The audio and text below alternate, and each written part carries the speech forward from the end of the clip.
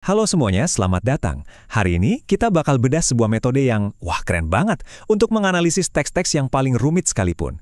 Siap-siap ya, kita akan lihat gimana dua disiplin ilmu yang kelihatannya beda ternyata bisa berkolaborasi dengan sangat indah. Pernah nggak sih kalian baca teks yang padat banget, terus bingung, ini mulainya dari mana ya? Apa kita harus fokus ke gambaran besarnya dulu, atau langsung ke detail-detail kecilnya? Nah, pertanyaan yang sering banget kita hadapi ini, yang akan kita coba jawab bareng-bareng hari ini.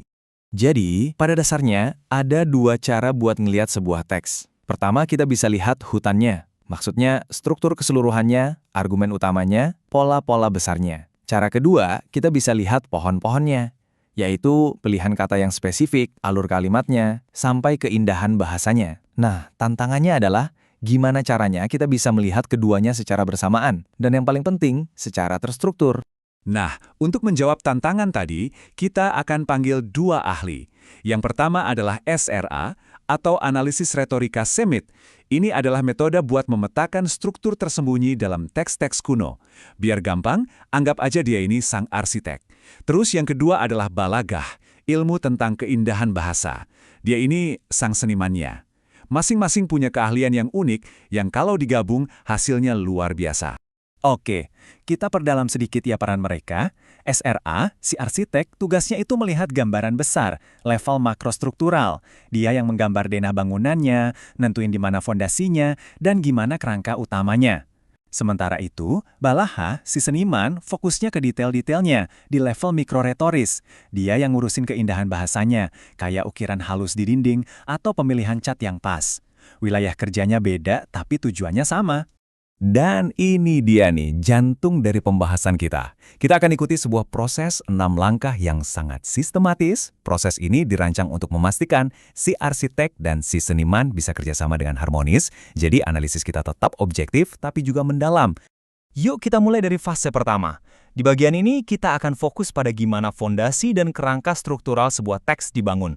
Ini bisa dibilang adalah panggung utamanya si arsitek. Langkah pertama itu delimitasi dan segmentasi.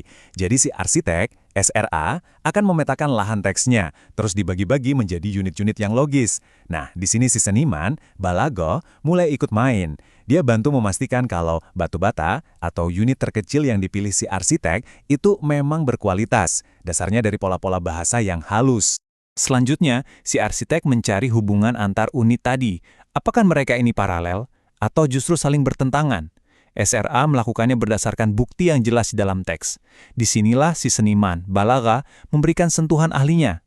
Dia menjelaskan kenapa hubungan itu terasa begitu kuat dan pas, misalnya karena ada keseimbangan kata atau gaya bahasa pertentangan yang indah. Kutipan ini, nangkep semuanya dengan sempurna. SRA itu menjawab pertanyaan seorang arsitek. Apakah ada struktur di sini? Sementara Balaga menjawab pertanyaan seorang seniman. Bagaimana cara kerja struktur ini sehingga bisa begitu indah? Keren kan? Nah, pada langkah ketiga, si arsitek kerja sendirian dulu. SRA secara objektif menguji hipotesis tentang bentuk keseluruhan bangunan teksnya. Apakah simetris kayak cermin atau melingkar? Peran Balaga sengaja kita istirahatkan dulu di tahap ini. Tujuannya, biar kita nggak terburu-buru menyimpulkan sebuah struktur hanya karena keindahan bahasanya. Objektivitas nomor 1. Dan ini teman-teman, poin yang paling krusial, penting banget. Metode ini memaksa kita untuk menemukan struktur berdasarkan bukti yang ada, bukan mencarinya, karena kita sudah punya asumsi tertentu di kepala. Inilah kunci disiplin yang menjaga analisis kita tetap jujur dan valid. Oke, cetak birunya udah jadi. Kerangkanya sudah berdiri kokoh. Sekarang, saatnya kita beralih dari membangun struktur ke menafsirkan mahakarya yang dihasilkannya. Langkah keempat ini spesial. Hanya berlaku kalau kita menemukan struktur yang bentuknya melingkar atau konsentris. Si arsitek akan menunjuk titik pusatnya, kayak batu kunci di sebuah kubah. Lalu si seniman, Balaga, masuk lagi ke panggung untuk menjelaskan kenapa titik pusat ini begitu istimewa dari sisi bahasa dan maknanya. Dan disinilah momen ahahanya. Semua kerja keras yang disiplin tadi mulai terbayar lunas. Setelah strukturnya terpetakan dengan kokoh, makna yang selama ini mungkin tersembunyi mulai bersinar terang dan menjadi hidup. Sekarang saatnya interpretasi. SRA, si arsitek, menjelaskan mengapa sebuah ide diletakkan di bagian awal, tengah, atau akhir. Sementara itu Balagoh, sang seniman, disinilah dia bekerja paling keras. Dia membedah semua detail makna dari pilihan kata, urutan kalimat, dan gaya bahasa. Ini baru namanya kemitraan sejati. Dan disinilah kontribusi balaghah benar-benar bersinar. Begitu SRA memberikan kerangka yang solid, si seniman bisa meledakkan analisisnya di level mikro. Mulai dari pilihan kata atau diksi yang super presisi, penggunaan gaya bahasa untuk penekanan atau takkid, sampai implikasi teologis yang mendalam.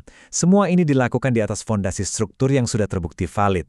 Dan terakhir, semua hasil analisisnya disajikan secara transparan. Setiap langkah, dari awal sampai akhir harus bisa dilacak kembali. Jadi, dalam presentasi finalnya, analisis Balagoh itu muncul sebagai catatan-catatan kecil yang memperkaya pemahaman kita terhadap struktur yang sudah dipetakan oleh SRA. Jadi, mari kita simpulkan kemitraan yang luar biasa ini. Kita sudah melihat gimana pendekatan seorang arsitek dan sentuhan seorang seniman bisa bekerja sama untuk membedah sebuah teks secara utuh. Inilah ringkasan pamungkasnya. SRA yang membangun rumahnya menentukan di mana letak ruang tamu, kamar tidur, dan dapur.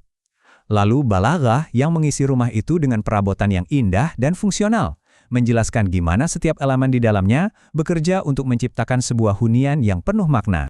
Sekali lagi ya, biar makin nempel di kepala. Sang arsitek memberikan analisis makro, menjawab mengapa sebuah ide ditaruh di situ. Sang seniman memberikan analisis mikro, menjawab bagaimana makna itu diekspresikan dengan begitu indah. Serah melihat hutannya, balaghah mengagumi setiap pohonnya. Nah, sebagai penutup, coba deh kita renungkan bareng-bareng. Model kemitraan antara gambaran besar dan detail yang indah ini, antara struktur dan isi, kira-kira di bidang apa lagi ya bisa kita terapkan? Terima kasih banyak sudah menyimak.